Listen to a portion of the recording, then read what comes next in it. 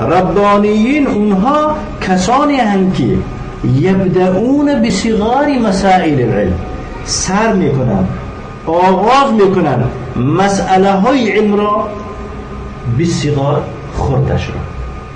مسئله های علم از کدامش سر میکنن؟ از خردش سر میکنن، قبل کباری، قبل از آموختن مسئله های کلان. فهمیدید؟ بله. و یربون انفسهم و طلابهم ابتداء من المسائل الصغيرة الى المسائل الكبيرة. تربیت میدهند خودشان را. نگاه کنید، یربون یربون تربیت کننده بود است. یربون انفسهم، یکم خودشان را تربیت میکنند.